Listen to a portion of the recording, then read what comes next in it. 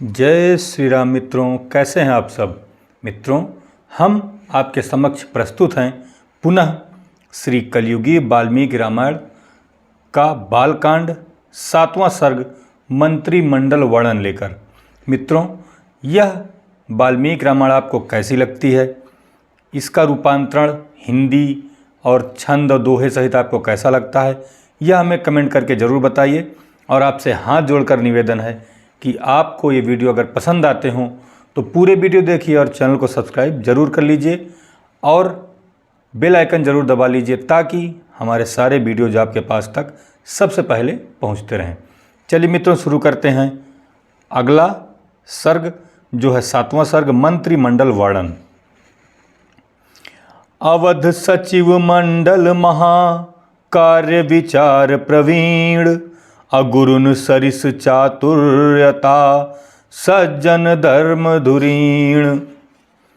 अयोध्यापुरी का मंत्रिमंडल बड़ा भारी तथा विचार करने में बड़ा चतुर था।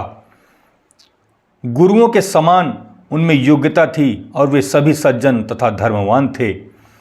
दैत्यन गुरु सम ज्ञान निधाना राज शुभेच्छु सकल विधि नाना करहि विचार न नृप प्रतिकूला निज स्वार्थ लागिहु अनुकूला। दैत्यों के गुरु शंकराचार्य के समान वह सब ज्ञान के भंडार थे। वे सब के सब नाना प्रकार के राज्य की भलाई चाहते थे। वह सब राजा के प्रतिकूल विचार तो करते ही नहीं थे, बल्कि अपना स्वार्थ आ जाने पर भी राजा के अनुकूल ही रहते थे। धर्म पालयरु दृष्टि अकोपु राज्य प्रबंध करहि नहीं चोपु सचिव राष्ट्र वर्धन गति न्यारी अविजय जयंत सत्य व्रतधारी। उनमें मंत्री धर्मपाल धृष्टिकेतु व क्रोध जित राज्य का प्रबंध सदा नए उत्साह से किया करते थे। मंत्री राष्ट्रवर्धन की तो गति ही न्यारी थी तथा विजय और जयंत बड़े सत्यवादी थे। चतुर सुराष्ट्र सुमंत घनेरे यह 8 मंत्री नृप के रे ब्रह्म तनय वशिष्ठ मुनीश्वर अप्रोहित वाम देव द्विजवर। सुमंत तथा सुराष्ट्र सहित यह 8 मंत्री राजा दशरथ के बड़े चतुर मंत्री थे तथा ब्राह्मणों में श्रेष्ठ ब्रह्मा जी के पुत्र वशिष्ठ जी तथा वामदेव जी यह 2 राजपुरोहित थे। उपमंत्री गौतम कात्यायन कश्यप अरुजा वाली सुसज्जन पंचम ऋषि सुयज्ञ गुण खानी खष्टम मारकंड विज्ञानी। गौतम, कात्यायन, जावाली, कश्यप और 5वें सब गुणों की खान सुयज्ञ ऋषि तथा 6ठे मार्कंडेय, यह 6 उपमंत्री थे जो कि सब के सब सज्जन तथा विशेष ज्ञानवान थे। नीति दृष्टि सन कार्य सब करहि सचिव चित लाय आ उपमंत्री हूँ निज धर्म कह पालहि वेद भुलाय।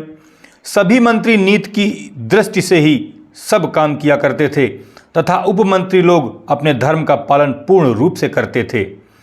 इहि विधि सावधान सब रहहि समय समय नृप सन धन लहहि विप्रन गुरुन कथन अनुसारा पालहि प्रजहि सदैव भुआरा।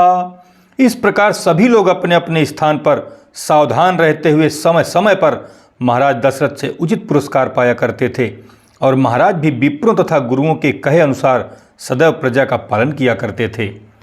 अपक्षपात नहीं दंड विभागा बंधे सकल जनु एक ही धागा परत न लखी तस्कर व्यभिचारी, नीति प्रवीण राज्य अधिकारी। न्याय करने में पक्षपात नहीं होता था। ऐसा मालूम होता था मानो सभी न्यायकारी एक ही धागे में बंधे हुए हैं। चोर और व्यभिचारी लोग तो दिखाई तक नहीं पड़ते थे। राज्य के सभी अधिकारी नीति में चतुर थे।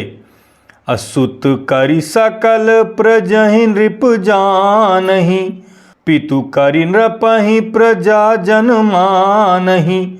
अराज हितेक्षु सकल नर नारी, देखहि सबहि निजहि उनहारी। महाराज दशरथ अपनी प्रजा को पुत्र के समान जानते थे और प्रजा भी उन्हें पिता के समान मानती थी।